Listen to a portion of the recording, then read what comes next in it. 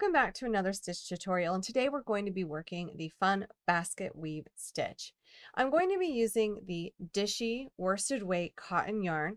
I want to turn this into a washcloth. Whenever I like to teach a new stitch, we might as well get something out of it that's really useful. I also recently did the Alpine stitch tutorial in this yarn, and it's fantastic for cleaning around the house and has a great texture. So we're going to kind of do the same thing today for the basket weave. You'll also need a pair of scissors, a stitch marker to mark the first stitch of the row if you need to, a yarn needle to weave in those ends, and then the size H 5mm crochet hook. This is the new Dots hook line where you can get an entire set for an amazing price. I do love these from We Crochet. All these links are in the description of this video, so let's go ahead and get started. To start the stitch, I've gone ahead and chained 50 to create a washcloth. You can chain any amount you want in multiples of 6 plus 2 for this tutorial. I'm going to go ahead and in the very first chain from the hook, I'm going to do a stacked single crochet, and I am working into the bottom humps of this chain because I like the way it looks on the edge of this washcloth. So now that I've done a stacked single crochet, we can go ahead and mark that stitch so that we know the first stitch of our row. Then we're going to go ahead and double crochet into each stitch across. We will have a total of 50 stitches for this washcloth tutorial.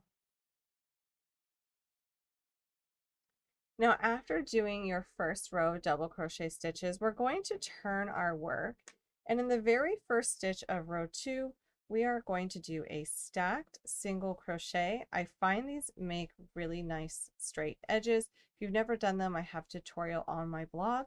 And then we're going to go ahead and mark this as the first stitch of the row so we can keep track of it. Then over the next 3 stitches, we are going to be working front post double crochets. So I'm going to yarn over, go around the post stitch from the round below, and then complete my double crochet stitch.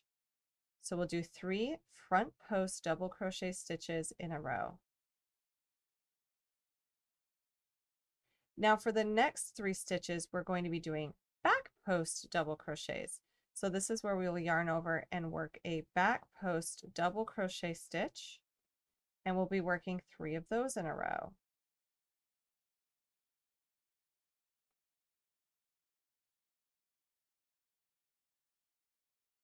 So now we've done 3 front post double crochets and 3 back post double crochets, and we're going to repeat those all the way across.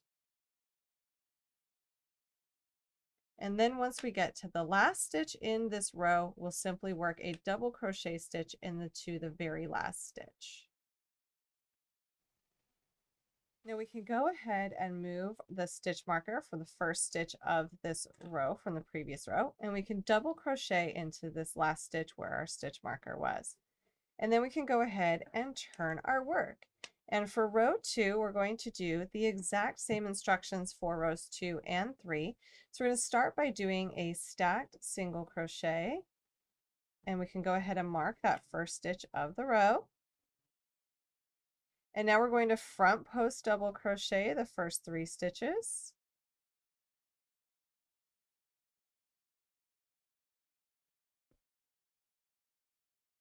And then we're going to back post double crochet the next 3 stitches. So we're just doing a repeat of what we did before. So we'll do this all the way across the row, repeating the last row. So now after repeating for row 4, we're ready for row 5, and this is where we're going to start to alternate these front post and back post stitches. We'll go ahead and do a stacked single crochet at the first stitch of this row and mark it. Now we're going to do the opposite for row 5 for what is the row below. So these were front post double crochets. Now we're going to do back post double crochet for 3 stitches.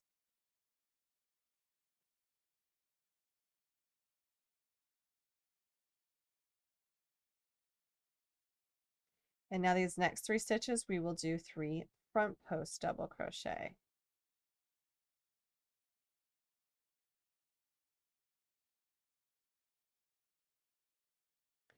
And then we're going to alternate between those all the way across until the last stitch of this row, where we will just simply do a double crochet stitch. And then we will be repeating this again for rows 6 and 7.